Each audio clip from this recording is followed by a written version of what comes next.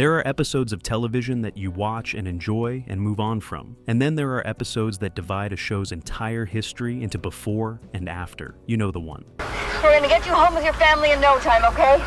Now you hang in there, Airman.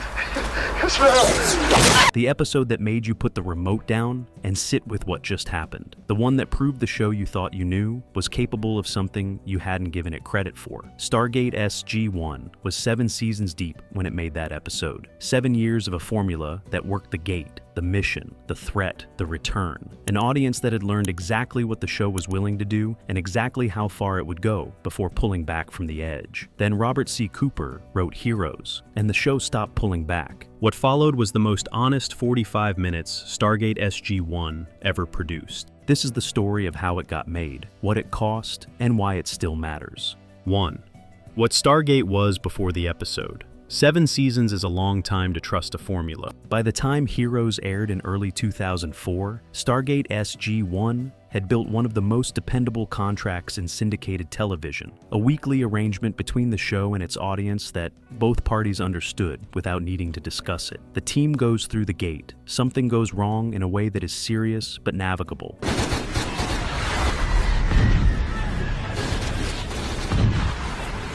The threat is neutralized through a combination of tactical ingenuity and the specific chemistry of 4 people who have learned to function as a single unit under pressure. Everyone comes home. The gate closes. Next week, it opens again. That contract had held for 7 years across more than 150 episodes, and it had held because the people making the show were genuinely good at honoring it. The adventure was real. The jeopardy was credible. The characters had weight in history and relationships the audience had invested in across nearly a decade of television. But underneath all of it ran a current that long-running genre shows generate and cannot easily escape. The quiet understanding that the formula would protect everyone, that the gate would keep opening, that the people stepping through it would keep coming back. SG-1 had built something warm and reliable and beloved. It had also built an assumption. Heroes was written to break the assumption without touching anything else. 2. The episode and why it was different. Robert C. Cooper had been with Stargate SG-1 since the beginning.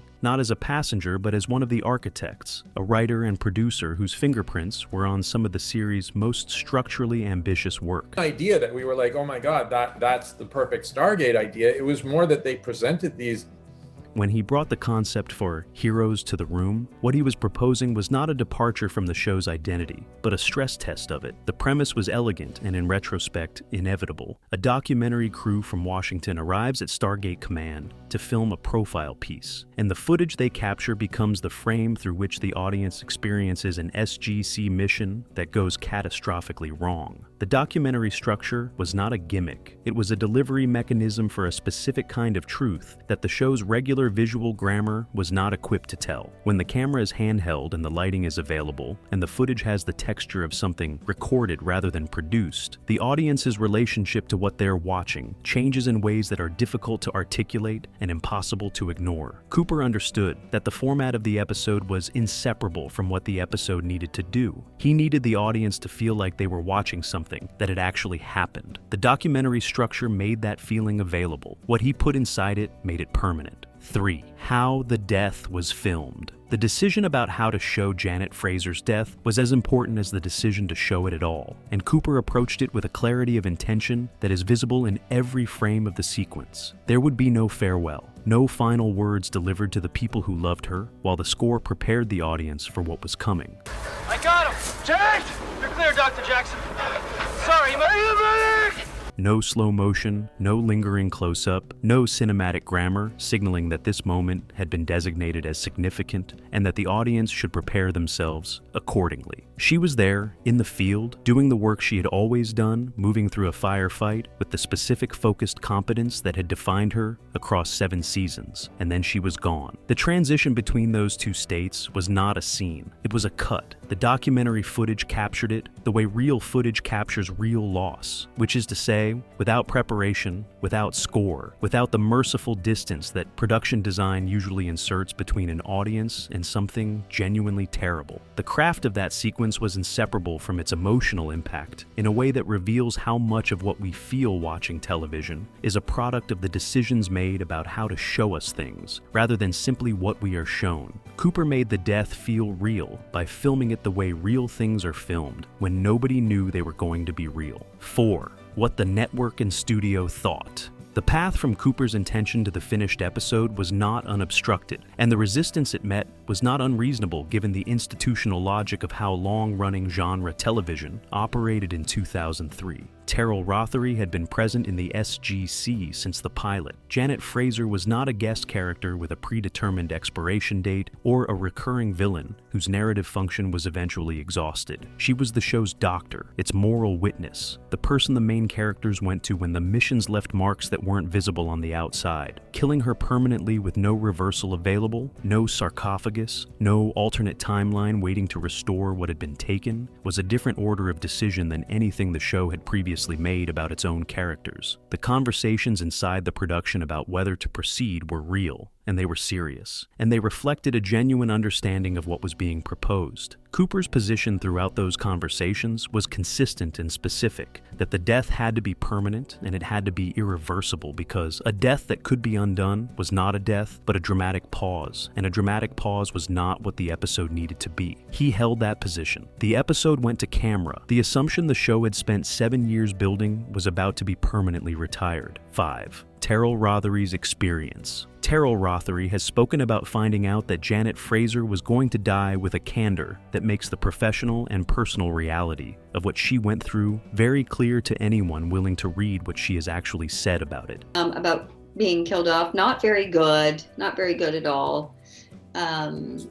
So that's how I was. 7 seasons of a character is not a short engagement. It is a sustained creative relationship, a years-long process of building someone from the inside out, of accumulating the small decisions and consistent choices that eventually produce a performance that an audience trusts without being able to explain why they trust it. The decision to end that relationship was made above her, in conversations she was not part of, and delivered to her after it had already been made. She processed it with the professionalism of someone who understood the difference between what she was feeling and what the work required, returned to the set, and gave a final performance that carried the full weight of everything she had built across 7 years, without letting that weight collapse the scene into something smaller than what it needed to be. The people around her on set that day, the cast she had worked alongside since the beginning, the crew who had watched her build Fraser from a supporting function into something the show couldn't imagine, operating without responding to what she was doing in real time. That response is visible in the finished episode. It was not manufactured. 6. How the cast responded on screen. The eulogy sequence that closes Heroes Part 2